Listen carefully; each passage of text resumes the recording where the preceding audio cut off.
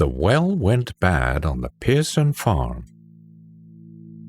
The other night, I was reading my oldest daughter a story at bedtime from one of her favorite books of ghost stories. And afterwards, she asked me, "The story wasn't true, was it, Daddy?" "No, of course not," I told her. "Because things like ghosts and monsters, they don't exist, do they?" She hugged me goodnight. "No, they're not real," I lied and petted her head. After making sure both girls were tucked in good and tight, I left their room while my wife kissed them each and stood for a while looking out of the living room window to the darkened street below. I could feel my body tensing up instinctively, like it knew something was coming, but nothing ever did. Still, I looked out the window far too long, remembering the terrible October of my 15th year. I worked as a cashier at Klein's Pharmacy in the center of town, and had just finished up my shift. Home was miles away, but I enjoyed walking it and having some time to myself and my thoughts. The days were getting colder, though, forcing me to bundle up tighter on my walk to keep the chill out. Normally, I just followed Main Street until it came to Loop Road, which winded through woods and crop fields. But on a whim, I decided to take a shortcut through some of the farms that bordered the town. After a few minutes of hiking, I reached a stone wall on the edge of the Pierson's lot, and I hopped it to cut through one of their fields that seemed to be unused. The dirt was hard and crunched beneath my weight. Leaves covered much of the area, blown off a thicket of nearby trees. Across the field, I could just make out the Pierson's farmhouse in the distance, quiet and cozy looking. I stayed clear of it, though, as Mr. Pierson was known to chase trespassers off his land with a shotgun. At the other end of the field, just before another stone wall, I spotted a ring of set rocks surrounding a hole in the ground. If I hadn't been watching my step to avoid stumbling over the uneven terrain, I might very well have not noticed it and wouldn't be telling you this story now. It was an old well hole, probably dug many years ago. A lot of the farms in the area had them, often abandoned and boarded over when the well went dry, or the owners built a new house on another section of the land. This one, however, was not covered. Propped up against the stone wall was what looked like a wood lid that had probably been laid over it at some point, but for some reason it was not that day. As I got closer and my shoes crunched in the frozen soil, I heard a voice echo from the depths of the well. "Hello?" called a small voice reverberating out of the darkness. Jesus, I thought, somebody's down there. "Please help me." The voice started sobbing. It sounded like a kid, and I immediately thought of Robbie Pierson, son of the people who owned the farm. He was 8 or 9 years old, and had he fallen in the well? I ran over to the edge of the hole, catching myself at the ridge of set rocks and cautiously peering over into it, half expecting to see Robbie standing just a few feet down looking up at me. But the well was deep. It dropped straight off into a foreboding blackness. I couldn't make out anything in there. "Robbie?" I called down. "Is that you?" "Yes. Help me. I think my leg is broken." He started crying again. "Hang on," I called to him, and started looking around like maybe there was a rope or something I could drop down and have him tie around himself, but I couldn't find anything, and it occurred to me that I was probably not strong enough to go hauling an 8 or 9-year-old out of a well on my own anyway. "Robbie, hang in there. I'm going to go get your parents." No, please, don't leave me down here. I could hear splashing coming from somewhere way down there with him, like he was frantically trying to get out. I gotta get somebody, Robbie, I yelled down, hearing my voice echoing back up to me. Don't panic, just hang on. For the briefest moment, I didn't move. Something seemed to keep me looking down into the hole and the unrelenting darkness. A dizzying sense that I was already falling into it. And somewhere, far down below, I heard a sound like something digging desperately at the earth.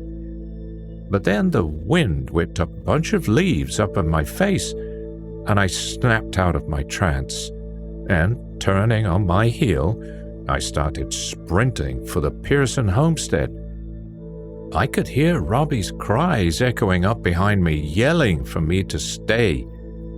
The sun was setting, and it was starting to get gray out and colder. I was afraid if I didn't do something fast, it'd be too dark before anyone could do anything. When I got to the farmhouse, I was out of breath, but I didn't pause before pounding on the door. Raised voices came from inside, and then Mrs. Pierson, a middle-aged lady with her hair done up in a bun and an unpleasant look on her face, appeared, glaring at me. "Who are you?" she asked in an unfriendly tone. Behind her, I saw Mr. Pierson in his blue overalls getting what looked like a shotgun out of their hall closet. He had the same expression of displeasure on his face as his wife, and for a second my confidence in the situation waned. But then I remembered that it was their son who needed help, and I started talking fast and gesticulating wildly at her. "Your son Robbie fell in a well." Mrs. Pierson scrunched up her face. "What are you yammering about?" I took a deep breath and then tried again, steadying myself against the door frame. "Your son Robbie, he's fallen down a well." Mr. Pierson set the shotgun down by the foot of the stairs behind his wife and looked at me crossly. "Nonsense. Robbie's upstairs taking a bath." They looked at each other for a moment, and I caught a glimpse of some unspoken thought pass between them. And then Mrs. Pierson stepped back from the door and called up the stairs. "Robbie?" Mr. Pierson stood in front of me, blocking the door. He was going on in his years, but he was still built like an ox, big and sturdy and very imposing. I cringed uncontrollably away from him, like a dog afraid of being swatted with a rolled-up newspaper. From somewhere upstairs, I heard a voice call back down to the three of us. "What is it?" It was not the same voice I heard echoing out of the well, and yet it was similar in the way that a lot of young people, kids, sound alike. "Nothing. Finish up," Mrs. Pierson yelled up the stairs, then turned to me and crossed her arms, satisfied. "See? He's fine." But I heard," I stammered, feeling at a loss for words. Mr. Pierson looked down at me. "What well hole you talking about? The one in the north field?" I nodded. "Someone's in there. I heard them." "You stay away from that north field," he said grimly. "That well's gone bad." "But," my voice was a whisper, "stay away. Don't come on this property again, you hear? Go home." And then, with nothing more to say, he shut the door in my face, leaving me stunned and confused. I stood there on their front porch and wondered just what the hell had happened as the sun set and everything took on a shade of blue. I had not imagined that voice, and yet something inside nagged at me, urging me to investigate. I walked down the front steps and started heading back toward the field, determined to prove to myself I wasn't crazy. Looking back over my shoulder at the farmhouse for a brief moment, I saw Mrs. Pierson peeking out the window at me and shaking her head. A shiver ran through me, but maybe that was just from the quickly dropping temperature. At the stone wall, the well hole seemed bigger, more ominous. I felt threatened by its presence, as if it could move of its own accord and would slide under my feet and swallow me up. The wind picked up as I stared at it, and the wood cover creaked, rocking gently against the stone wall. It was the only sound I could hear. No voice emanated out of the hole. "Hello?" I said softly, not really wanting to hear a response, and grateful when none came. I stood there staring at it in the diminishing light, wondering if my eyes were going to start doing pinwheels in my head. The sound of crunching leaves from the nearby copse of trees made me jump, and suddenly I felt really exposed and vulnerable, like a rabbit sitting out in a field surrounded by the eyes of 100 foxes as they licked their lips and converged on it. I wanted to be anywhere but there, and I took off running in the direction of home until I couldn't run anymore and had to hobble the rest of the way, tired and sweaty. When I got home, I told my parents what had happened, and they suggested that maybe Robbie Pierson had played a trick on me with a walkie-talkie or something. "I don't see how that's possible," I grumbled. "So you're saying there's someone in the well?" my mother asked. "Well, I didn't really have an answer to that question. She smiled in that sympathetic way that says, "You poor, sad little fool." And I clammed up and went to wash my hands for dinner, determined to tell somebody who would listen to me tomorrow. The next day, I went over to my friend Jasper Higgins' house and shared my tale with him. Jasper's a bit of a jerk, but the kind of jerk who'll listen to even the most ridiculous of stories and accept them as fact if you say they are. Still, he made a point of spending the rest of the afternoon teasing me about getting spooked when I went back to the well. So I asked him, if he was so brave, why didn't he go himself and see that old well hole? "I'll go if you come with me." "Hell no." Jasper started clucking like a chicken, so finally I relented. After all, I told myself maybe it really was just Robbie Pierson playing a prank, and with Jasper there with me, there was less likelihood of something bad happening. At least I prayed that. So we went together out to the Piersons' farm the following afternoon after I got off work. Jasper met me at the store, and we took our bicycles because he didn't want to walk. It didn't take us long for us to get there on our bikes, but in order to reach the field, we had to abandon them down the road and hike a bit through corn. I also advised Jasper to avoid getting spotted by any of the Piersons. We had a good hour till dusk, but it was cloudy and gray that day, and everything was darker because of it. As we neared the stone wall, I eased back, letting Jasper take the lead. "Watch your step," I whispered. There, ahead of us, was the well, with only the low ring of set rocks visible as a marker before it dropped down into nothingness. Standing a good distance away, I felt a strange tugging sensation, almost physical, but no actual presence seemed to be doing it. My foot lifted as if to step forward, but I willed it back down. Ahead of me, Jasper paused and then seemed to lurch slightly forward, as if pulled by the same invisible string that was tugging at me. Unlike me, though, he yielded to it, walking slowly toward the well. I reached out to grab him, but he was already 10 steps ahead and out of my reach. despite the cold autumn air, I felt myself starting to sweat. Maybe nothing was going to... As if in response to my unfinished thought, a quiet sobbing echoed up from down in that dark hole. Jasper stopped with his foot out in front of him and turned to look at me. His face was a mask of white, and his eyes seemed to be bugging out of his head for a moment. Then he regained his composure and stepped closer to the well. Is somebody up there? Called the voice, but no, it wasn't the same voice. This time, it sounded feminine, a girl's voice.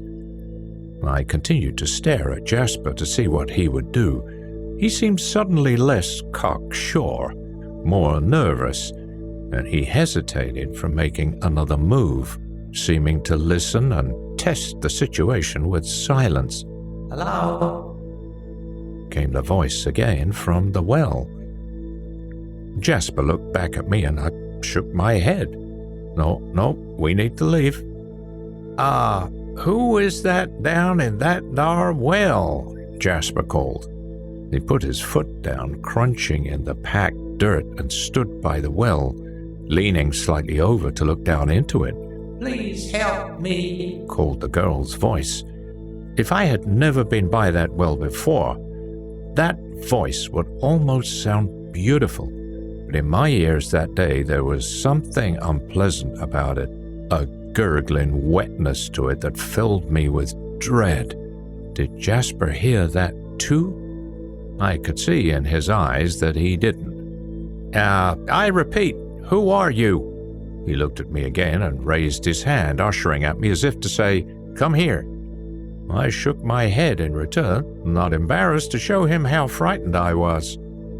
Please don't go. I'm so scared, called the girl in the well. I'm not going anywhere, Jasper said confidently. Who are you? How'd you get down there? My stomach was bunching into a big knot. Jasper, I hissed at him harshly. Let's go! Why did it seem to be getting darker faster than it should have? The sun wasn't supposed to set for a good half hour, and yet it felt like the entire world was being covered in a long, blanketing shadow. I realized I was trembling. Jasper was too. I could see it. And yet he refused to step back from that damned hole. We both stood there as the world dimmed around us, and that girl kept calling from down the well as the sound of water echoed up with her. He held a finger up to silence me. I say again, how'd you get down in that well? She didn't answer him. Instead came a noise I will never in my life forget. Hands, fingers scratching at the sides of the hole, digging into the dirt and earth and scrambling up. Whoever, whatever it was, whatever pretended to be Robbie pretending to be this girl, it was climbing out of that hole, and it was doing it incredibly fast. Lord, forgive me. I ran. I don't think Jasper even noticed me bolt. I glanced back for a split second, and he was just standing there at the edge of the hole looking down into it, his mouth hanging open slightly, and then I almost tripped over my own feet and had to watch where I was going and never looked back again. As the well and Jasper swiftly fell behind, I heard the briefest of reports. A shout. Jasper shouting. No, Jasper screaming. Cut short as quickly as it began. Just a split second of his voice, shrill and terrified. And then nothing. Enough to send a flock of crows in one of the nearby fields to flight. If anything more was to be heard, the panicked caws of the birds drowned it out. When I got to the bikes, I grabbed mine and pedaled until I reached home, falling at the front gate and tumbling head over heels up the sidewalk, before bolting inside and locking the doors behind me. My parents sat in the living room looking startled by my frightened and disheveled appearance. I started babbling and gesticulating wildly, trying to explain to them what had happened, but it took several minutes for my mother to calm me down enough for them to make any sense of what I was saying. My father got on the phone with Jasper's dad. Then the two of them drove out together to the Pierson farm, where, from what I was told later, Mr. Pierson met them at the door with his shotgun and scowl at the ready. I tried to wait for my father to return with the news of Jasper, but I was exhausted mentally, and my mother insisted on giving me something to calm me down and told me to go rest in bed until he got back. Before I knew it, I was fast asleep. I dreamed I was back at the Piersons' farm, standing in that barren field. Only now the well was as big as a house. As I stood looking down into its bottomless depths, I heard Jasper screaming from somewhere far below me, screaming and blaming me for everything. I wanted to run, but I couldn't. I just stood there, rooted to the spot, and watched as long, twisted, inhuman arms reached up out of the darkness, pulling the thing in the well out to say hello to me, and Jasper's screams began to bubble with that same sick wetness that the girl's voice had been filled with. I woke up unsure what time it was. Had my father come home? My heart was racing in my chest from the nightmare. And climbing out of bed, I stood there in the dark of my room, looking out of the window and feeling suddenly afraid. That sense of the hundreds of eyes watching me was back, but this time I had nowhere to run. Outside, a street lamp illuminated the sidewalk in front of my house. There, at the edge of my yard, was Jasper. He looked pale, he looked tired, and he just stood there, arms hanging at his sides, staring up at me in my bedroom window. We looked at each other for what felt like an eternity, and then, like before by the well, he raised his hand and gestured to me. "Come here." I shook my head. "No." Somewhere, far off, I heard a sound like the wind whistling through the trees, but there weren't any trees, and there was no wind. Just a strange, rising howl. I stood there in my window, watching Jasper on the sidewalk at the edge of my yard continue to silently beckon me to come to him. I was afraid if I looked away, he'd be in my room with me. Afraid he was behind me even as I stood there watching him. My mind struggled with the need to keep looking at him, as it conflicted with the escalating fear that he was right behind me, and I should turn around to check. I never want to live a night like that ever again. The morning came, and I woke up in a pile on the floor. I had collapsed from sheer exhaustion and only barely recalled the sight of Jasper outside that night. But it all came crashing back down on me when I went downstairs and my father was eating breakfast. When he saw me, his expression grew concerned, and the bottom dropped out of my stomach. "Dad, Jasper, I'm sorry." That was all he had to say. Mr. Pierson had led them out to the well that night where Jasper's shoe was found by the hole. They tried to see if they could spot him, but it was too dark and deep even for their flashlights to see anything. An emergency rescue team flew out from the city to help try to find him, but what they discovered was that the well didn't have a bottom. It opened into a subterranean cave system, hundreds of yards deep, and dark as an abyss. It could take weeks for them to locate and retrieve his body, if it was even down there. After 3 months, they called off the search at the request of Jasper's parents. The hole was sealed with a concrete slab and a truckload of cement. I watched from the road, and Mr. Pierson stopped nearby on his tractor and strode over to me with a harsh, accusatory stare. I told you that well went bad. You knew something was down there? He spat on the ground. Ain't nothing down there. Well, Jasper's down there, I whispered. Our eyes met, and I held his stare with a chilling one of my own. You sure of that? He walked off to leave me with that thought. He was right, though. Jasper's not down there. I saw him outside my house that first night, pale like an apparition. Or maybe I saw that thing from the well, the thing from deeper than the well, the thing from that Stygian abyss the well broke into. Maybe both, I don't know. I'll never forget the look of it, though, or the fact that it came from me and tried to get me to go with it, or the fact that such things exist.